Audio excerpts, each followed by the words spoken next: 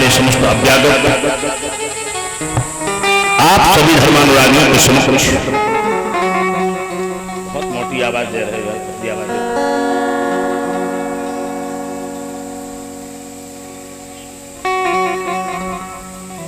कथा के प्रसंग को गति देने से पहले मैं ये चाहूंगा कि 2 मिनट भगवान का नाम, तदुपरांत कथा का प्रसंग उसी जगह से बढ़ाया जाए जिस जगह कल सायंकालीन वेला में कथा को विश्राम दिया गया।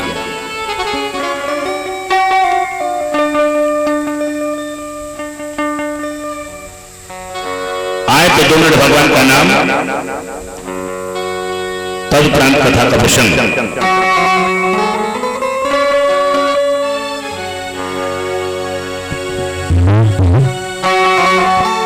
श्री राम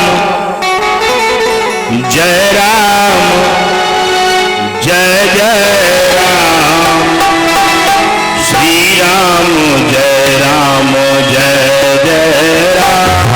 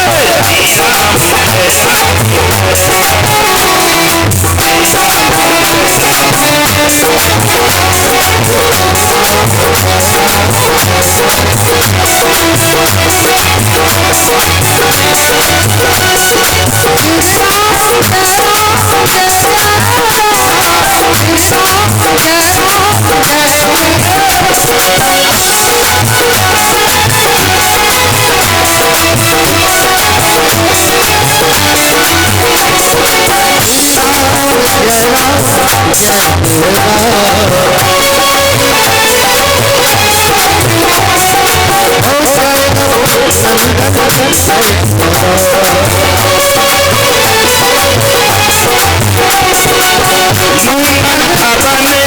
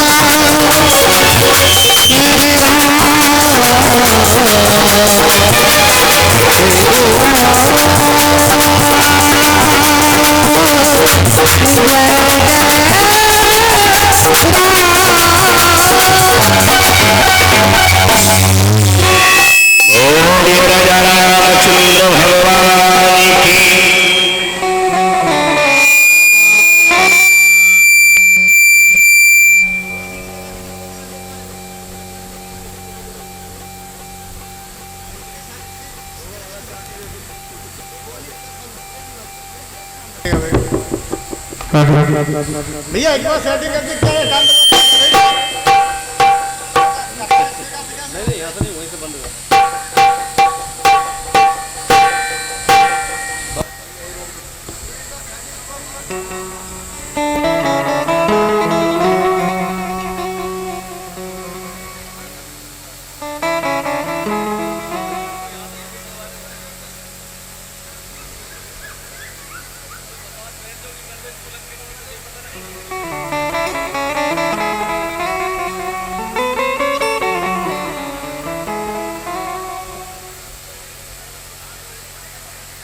बोलिए बाबा बिहारी लाल की।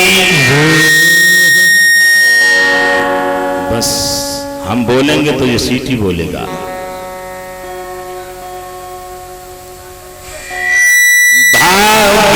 भाग्योदयेन बहुजन्म समर्जतेन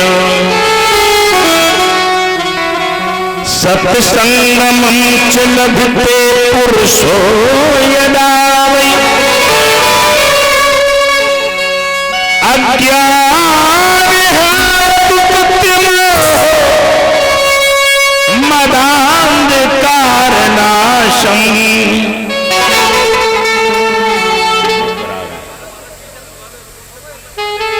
विधाय हि तदोदयते विवेका। मानकर खत्म करो तो मानकर खत्म करो, सामने से काट दीजिए।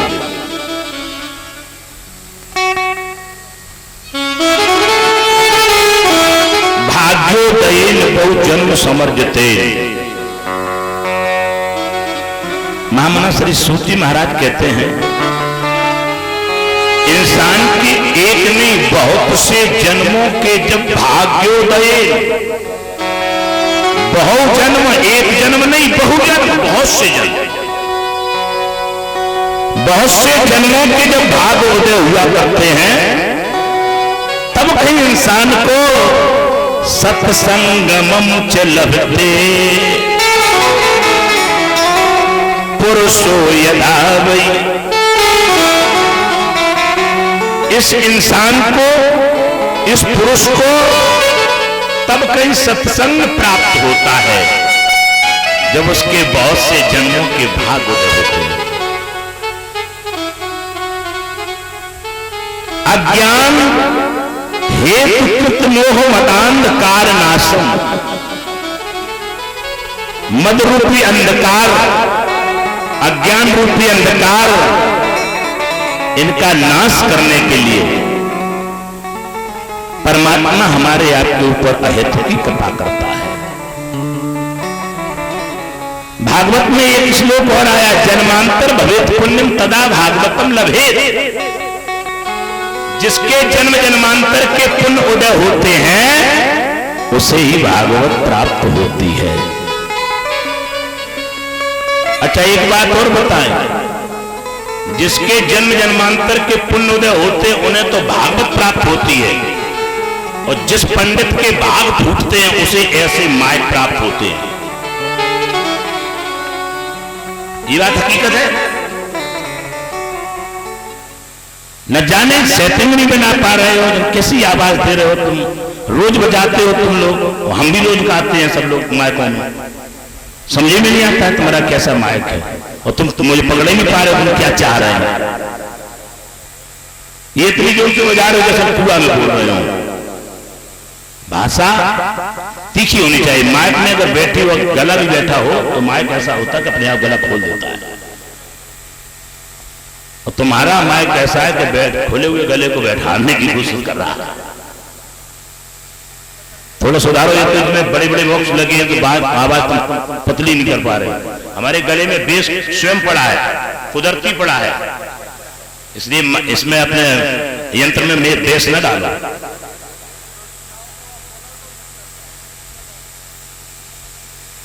लघु निन्यानि जातानि गौरवेण इदं महत्, तदा ऋषिगणा सर्वे विस्मयं परमं ययौ।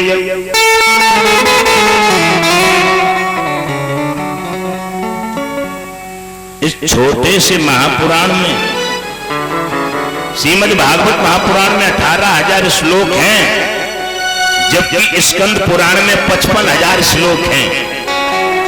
ऋषियों ने सोचा ये 55,000 श्लोकों वाला पुराण कल्याण नहीं कर सका, और ये 18,000 श्लोकों वाला पुराण ये कल्याण कर रहा है राजा परीक्षित का।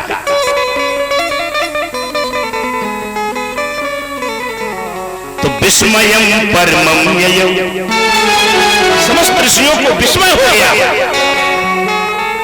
तभी तो सत्यलोक में जाकर तराजू बांध करके उन्होंने निराकरण किया, निर्णय लिया। निर्णय मिला कि श्रीमद् भागवत ही एक महापुराण ऐसा है जो जन कल्याणकारी है। इंसान इसमें श्रद्धा रखेगा, निष्ठा रखेगा, तो उसका कल्याण अवश्य होगा।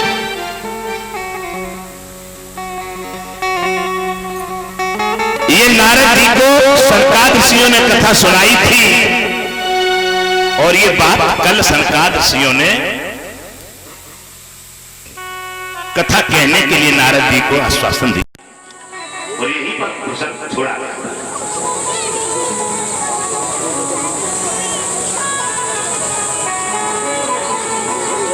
ऋषियों ने पूछा, महाराज नारद जी कथा सुनाए साधु में बैठ करके,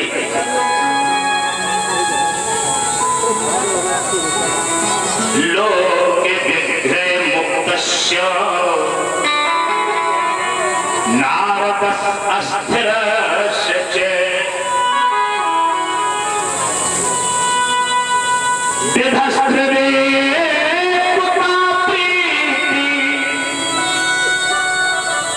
संयोगा पुत्र तई सह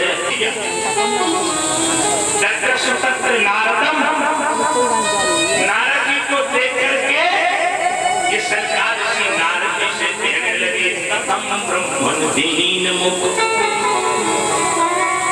कुतश् चिंतातुरो भवा वर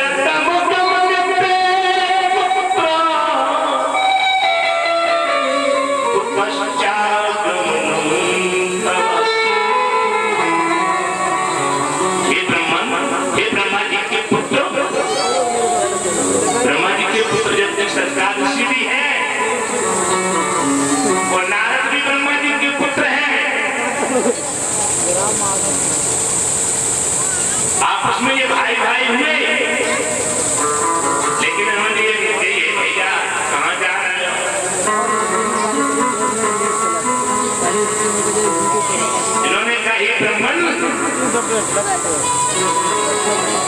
जा रहे हो, कहाँ से आ रहे हो, और तुम उदास क्यों हो, तुम्हारा चेहरा उदास क्यों है, क्या कारण? तुम एक संत हो, संत के ऊपर उदासी शोभा नहीं देती। तब नारद जी ने उन संतादर्शियों को अपनी सारी कथा, संतादर्शियों से नारद जी बोले, महाराज हम तो इस पृथ्वी को बहुत उत्तम समझते थे। अहम पृथ्वी यादो ज्ञात्वा स्वर्गोत्तमां इति पुष्करं च प्रियागं च गोदावरीं तथा। सुनिए भैया, आप इधर इधर सामने आ गया। अच्छा, ये धरती मृत लोग पवित्र क्यों माना गया, सबसे उत्तम क्यों माना गया? तो ये भागवत बता रही है कि इस मृत लोक पर पुष्करम काशी गोदावरी, जहां पर पुष्कर जैसी तीर्थ हो,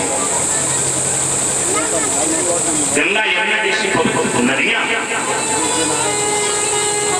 जहां पर रामकृष्ण जैसे अवतार हुए हो, भला वो धरती पुण्यवती क्यों नहीं हो? जिस धरती पर भक्त पैदा हो जाए तो कहा जाता है परम पवित्रम जननी पिता था वसुंधरा। वो धरती पुण्यवती मानी जाती है जहां पर केवल भक्त पैदा हुआ है, और यहाँ तो भक्त नहीं, यह तो भगवान है। हमारी धरती पर भगवान पैदा हुए हैं, और उसी धरती पर हम पैदा हुए हैं लोग, तो हमें तो आपको परम सौभाग्यशाली मानना चाहिए। हमारे तुम्हारे जैसा कोई सौभाग्यशाली नहीं है। जिस धरती पर भगवान ने अवतार लिया, उस धरती पर हमारा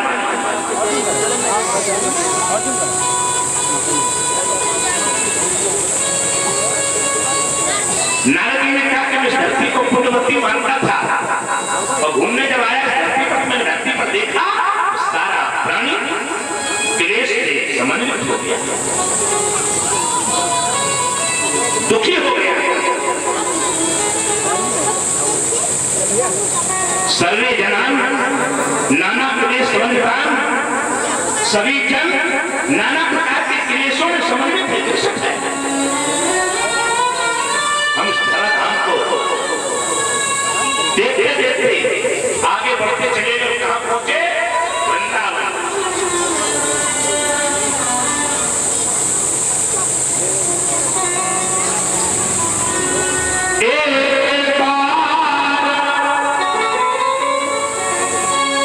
नारद कर दीना गावत हरे गुण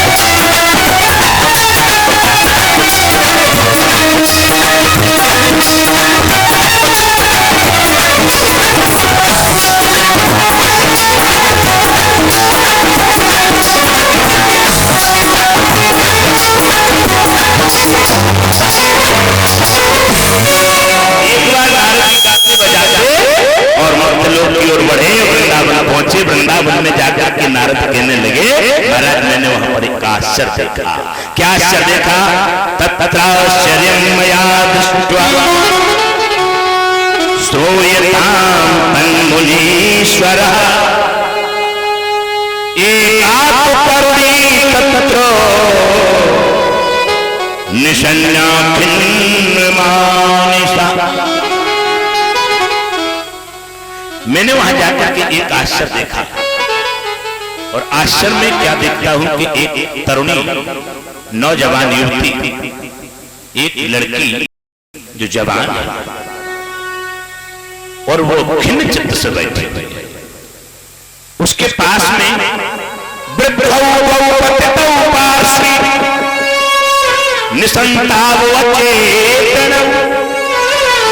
एक नहीं दो पुरुष, बूढ़े पुरुष अचेतन अवस्था में पड़े हुए, और लड़की के आसपास सेवा करने वाली कई और कुमारिकाएं लगी हुई हैं। कोई पंखा जल रही है, कोई उनको जल की व्यवस्था बना रही है। अंत में नारद जी ने सोचा चलो हम भी देखें इस भीड़ में है क्या। और जैसे उस भीड़ में ने देखा तो नारद बोले भीड़ को हम देख करके हम सोचे कि ये तो जंजाल है, संसार है, न जाने कितने लोग रो रहे, न जाने कितने लोग हंस रहे, हमें क्या लेना देना किसी से। तो नारद जी बोले संकाद ऋषियों से महाराज मैं वहां से चल पड़ा, और जैसे मैं चल पड़ा तो वहां पर जो लड़की वो खिन्न से बैठी थी, खड़ी हो गई और हमारी ओर संबोधित करके बोली, साधु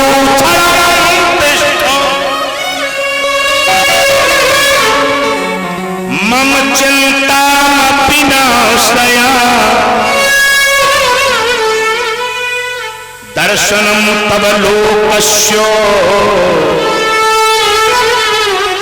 सर्वथा अघरम परम।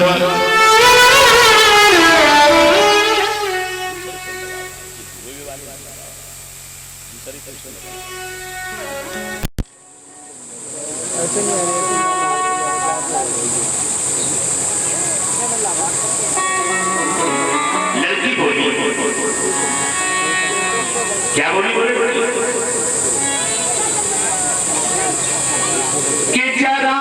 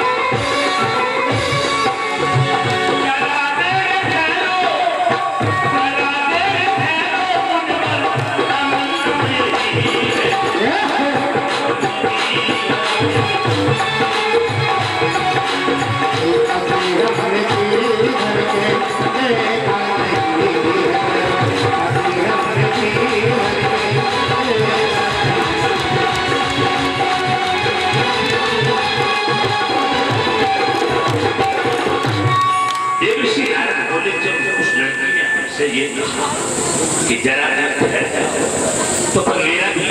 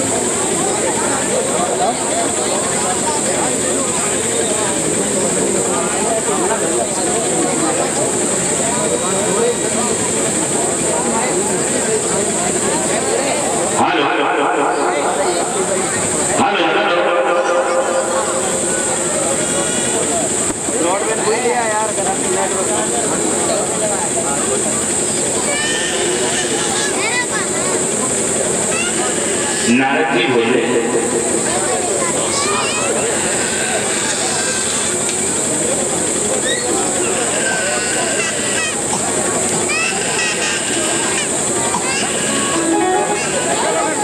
महाराज मैंने उस लड़की से फिर उसका परिचय पूछा। मैंने कहा, काश तुम का विमुचे का नार्या का पद मिलो।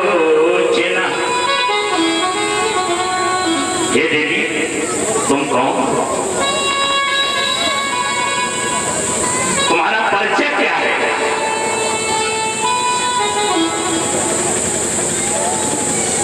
तुम किसकी लड़की हो और क्यों वन में आई हो?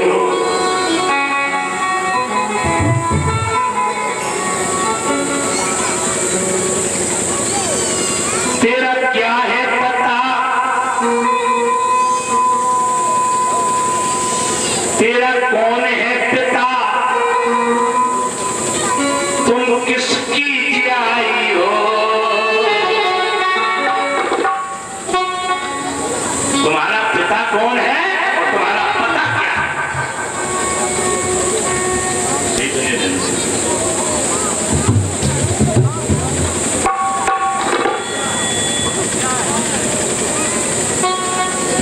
तो लड़की बोली कि मैं भक्ति कहाती हूँ और मैं मुक्ति दिलाती हूँ, पर मुझे क्या पता बन गई क्या खता, आज आंसू बहाती हूँ और मैं भक्ति कहाती हूँ।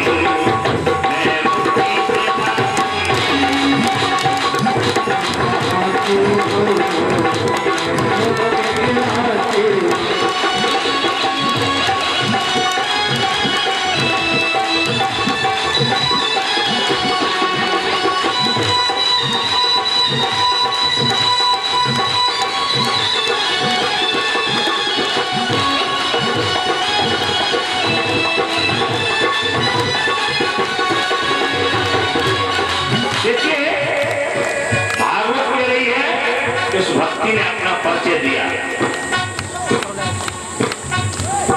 अहम भक्तिर्विख्याता इमौ में तनयौ मतौ, ज्ञान वैराग्य नामानौ कालियोगे जल जल। कभी कभी अपने आप बढ़ जाती है, कभी कभी घटानी पड़ती है, कभी कभी बढ़ानी पड़ती है। मेरी आवाज एक साथ देती है बस, तो मेरी ना छेड़ो, देख लो, लगा दे नंबर पर लीजिए, तुम ले आए सब काज नहीं तो पता नहीं चलता कौन वाली कब किया है। निशान लगा लो हमारे फोन नंबर पे हमारी। हाँ बस, जब उस लड़की ने पता दिया, परिचय दिया अपना कि मेरा नाम भक्ति ये दोनों पुरुष जो बूढ़े पड़े ये मेरे बेटा है, तनय माने पुत्र है। नारद जी ने जैसे ये सुना तो नारद जी बोले हम अचंभे में पड़ गए। महाराज मैया बैठी जवान लड़का बूढ़े, अचंभे वाली बात है। नारद बोले सरकार ऋषियों से महाराज ने अचंभे में पड़ गया। मैंने पूछा ऐसे हो कैसे गया? तो लड़की बोली कि जब से कलयुग आ गया तब से ये हो गया। वास्तव में कलयुग भी कैसी उल्टी गंगा बहा रहा है और माँ बाप को भी श्रवण धोखा लगा।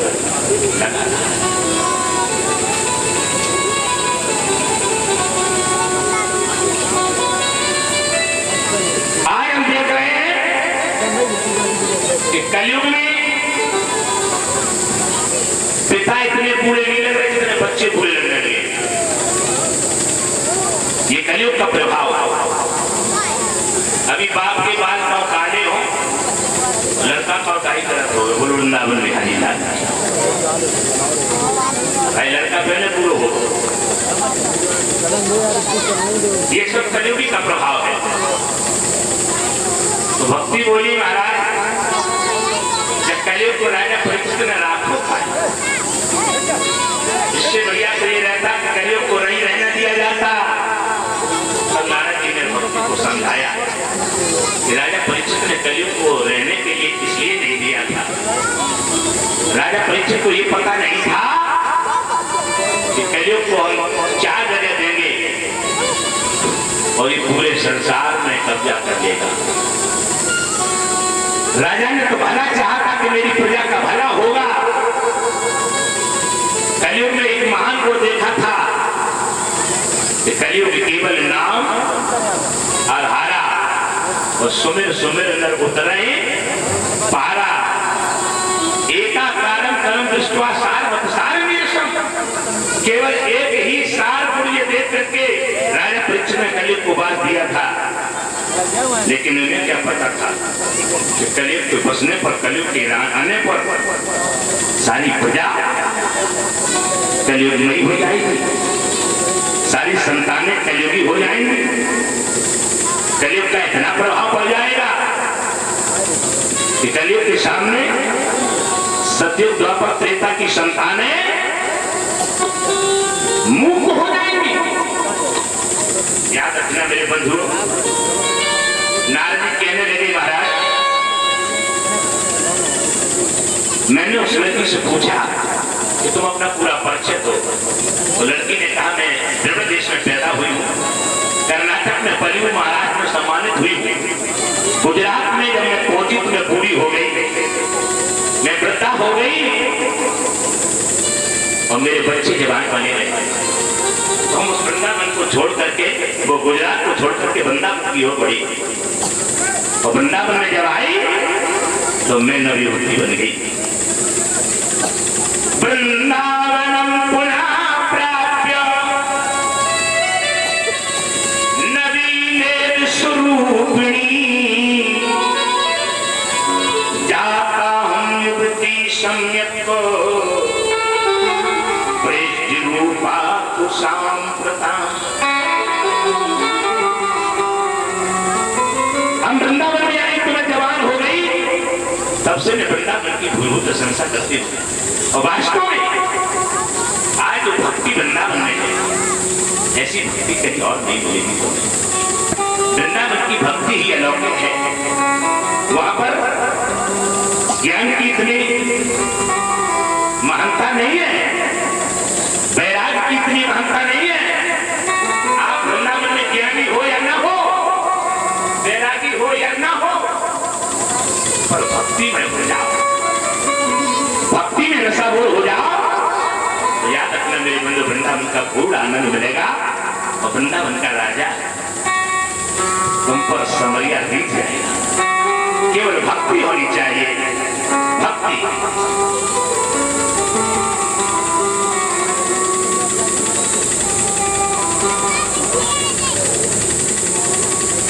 अरे मन चल वृंदावन धाम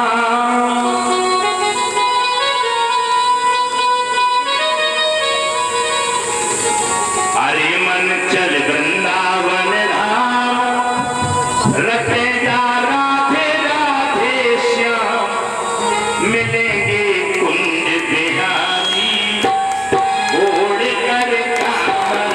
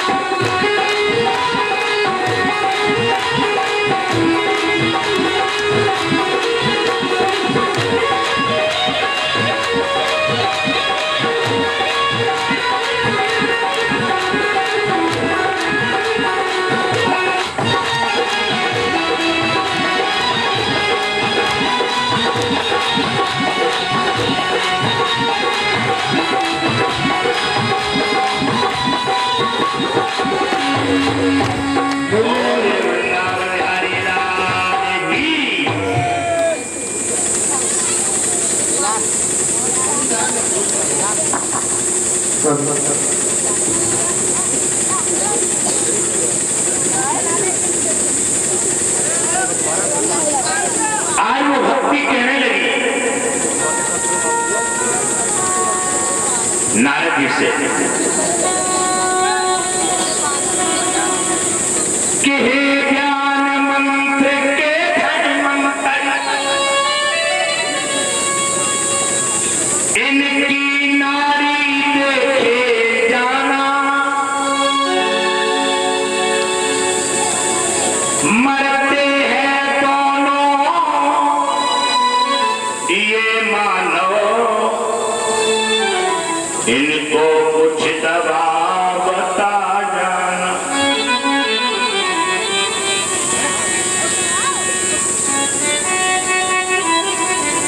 देवर्षि नारद ने सोचा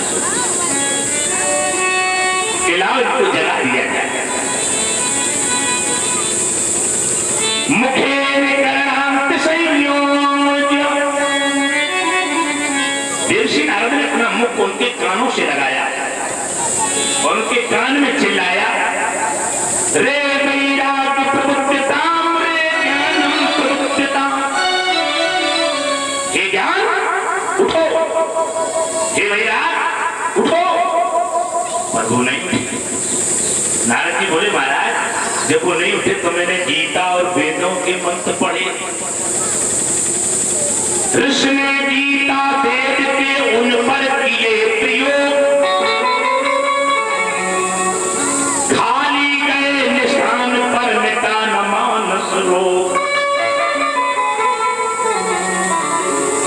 जब गीता के मंत्र को उनके कानों में मैंने डाला तो उनको कुछ होश तो आया, उठकर बैठ गए पर जमाई लेकर के जैसे के तैसे फिर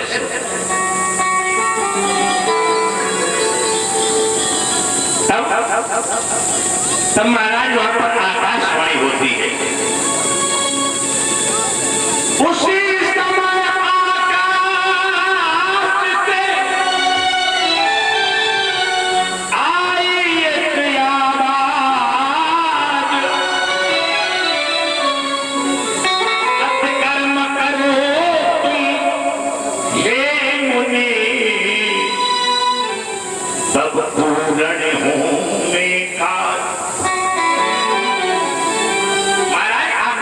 होती है और मुझे सत्कर्म करने का आदेश देती है।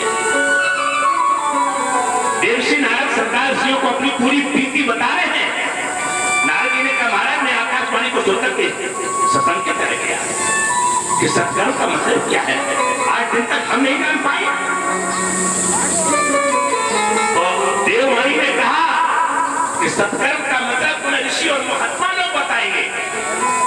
मुनियों के पास जाओ, संतों के पास जाओ, संतों का संग करो, संतों से पूछो। तो नारद जी बोले महाराज मैं उस दिन से आज दिन तक संतों के आश्रमों पर भटक रहा, संतों के पास जा रहा हूं और सबसे केवल एक ही मैंने कर रहा हूं तुम्हारा सत्संग का मतलब क्या है। तो किसी संत ने मुझे अभी तक ये नहीं बता पाया सत्संग का मतलब क्या है। अब तो ये समस्या है, ये तो रवैया हो गया कि संत लोग हमें देखते ही पहले चले जाते, सोचते हैं कि नारद के पास एक ही प्रश्न है सत्संग का मतलब क्या है। वो जब नारद सही के नहीं जानते सत्संग का मतलब तुम्हारा मैं कैसे जानूं और क्या जानूं, तो संत हमें देखकर के छिपने लगे, हमसे मुंह चुराने लगे। तो महाराज मैंने विचार किया कि बद्रिका आश्रम में तपस्या और भगवान को प्रकट करके प्रसन्न करके उनसे पूछूंगा कि सत्कर्म का मतलब क्या है। तो इसलिए हम सत्संग का मतलब पूछने के लिए भटक रहे हैं। यही कारण है, यही चिंता है मेरे मुख पर। अगर तुम्हें मालूम हो तो तुम बताने की कृपा करो। तो संकार ऋषियों ने कहा माम चिंता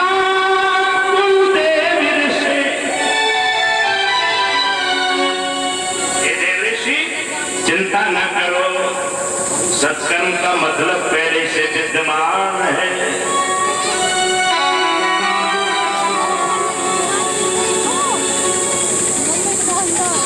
मां चिंता में देव से हर से चित्ते समा उपाया सुख साधो पूर्व एव ही।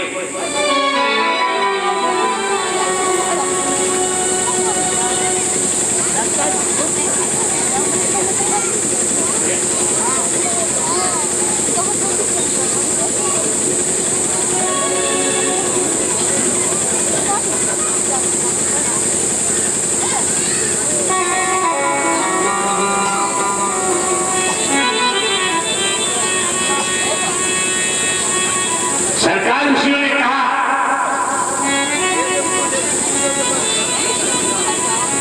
सत्कर्म सूच को नूनम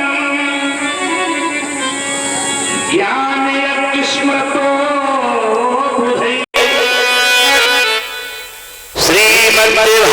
श्रीमद्भागवतालापा साधु गीत सुकादिभिः। सत्संग का मतलब है ज्ञान यज्ञ।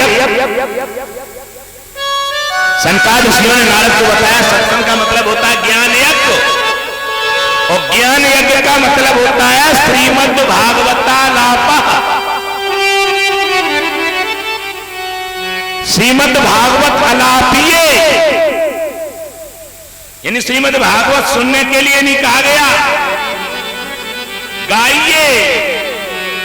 और जब तक श्रीमद् भागवत नहीं गाई जाएगी तब तक ये ज्ञान वैराग्य बूढ़े से जबान नहीं होंगे। तो भागवत को जितना गाया जाए उतना ही आनंद आता है। लोग कहते भागवत में अब तो गाओ जात है, अब भागवत सुनाई कहां जाता, तो गवा था केवल। तो याद रखना मेरे बंधुओं, इधर उधर के गीत गाए जाए, गाए तो भागवत ही गाई जाए। तो भागवत को अगर गाया जाए तो कोई गलत नहीं है, क्योंकि भागवत गाने के लिए ही बनाई गई है।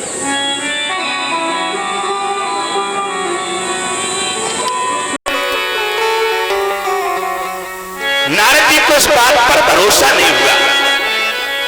नारद जी बोले हमें तो विश्वास नहीं हो रहा है, हमने भी गीता और वेदों के मंत्र सुनाए, उनसे तो कुछ नहीं हुआ उनका।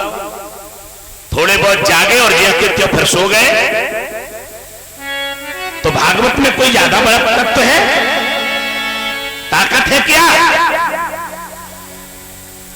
तब सनकादिकों ने कहा कि दूध में घी है। नारद जी बोले हाँ है। सनकादिक बोले दूध में जब घी है और सारा संसार मानता है कि दूध में घी है, लेकिन कभी दूध पीकर घी का स्वाद मिला? दूध पीकर किसी ने घी का स्वाद पाया? नहीं। घी का स्वाद तो घी निकाल करके ही पाने पर मिलेगा। घी का स्वाद पाने के लिए बहुत कुछ करना पड़ता है। दूध को गर्म करना पड़ेगा, ठंडा करके जमाना पड़ेगा, जमाने के बाद दही बनाना पड़ेगा, दही जब बन जाएगा तब उसको मथना पड़ेगा, मथने के बाद उसमें से माखन निकालना पड़ेगा, और माखन जब निकल आएगा तब उसको गर्म करना पड़ेगा, और गर्म करने के बाद उसको फिर ठंडाना पड़ेगा, छानना पड़ेगा, तब फिर निकलेगा घी, और फिर मेरे पास घी का स्वाद। इतना कार्य करोगे और तुम केवल दूध पी करके कहने लगो हमें घी का स्वाद नहीं मिला। अरे तुमने केवल अभी गीता के मंत्र ही तो पढ़े हैं, अभी भागवत के मंत्र पढ़े कहां हैं? भागवत के मंत्र जब सुनोगे तो अपने आप मुग्ध हो जाओगे और तुम स्वयं जवानी की लहरों में आनंद पाओगे। अच्छा, दूसरा उदाहरण दिया, आम के पत्ते में जो रस है वही आम के वृक्ष की जड़ में रस है, वही आम की पिंडी में रस है, वही शाखाओं में है, वही तनों में है, और जो पत्तों में रस है वही पुष्पों में है, और फिर वही रस फल में आता है। और जब फल पक जाता है तो क्या बोलते हैं उसे?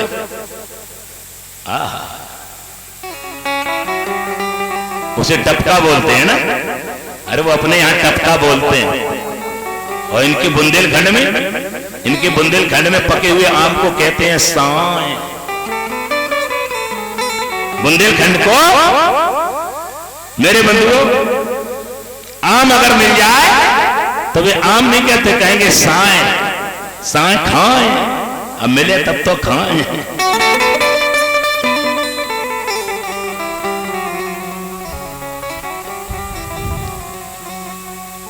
याद रखना जब वो पक जाता है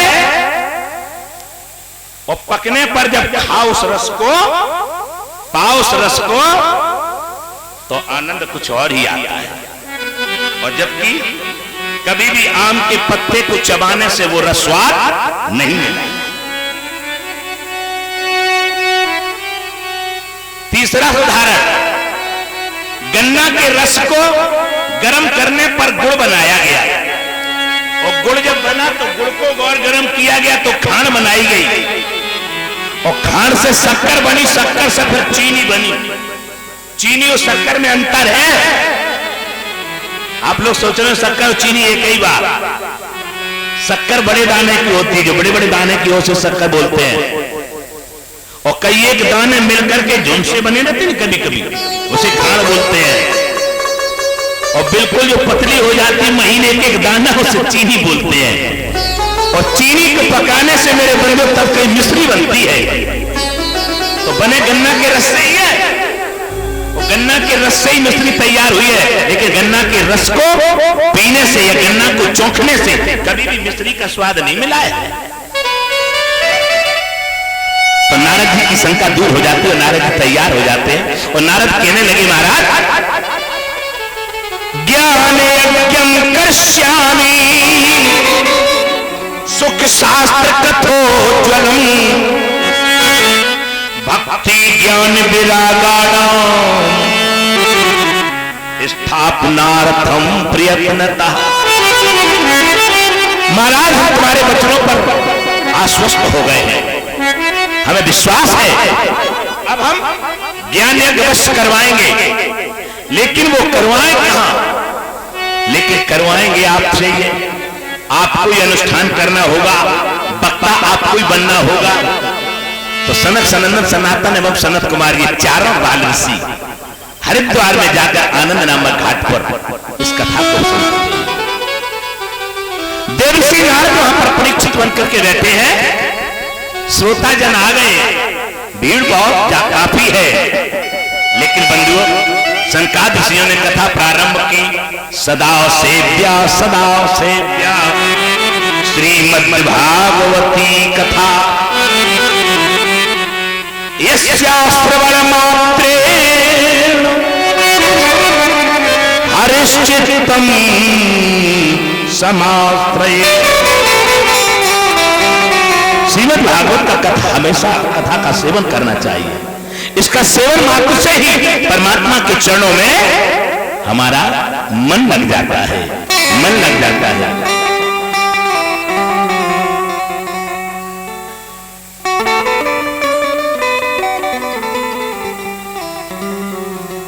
जहां ले चलोगे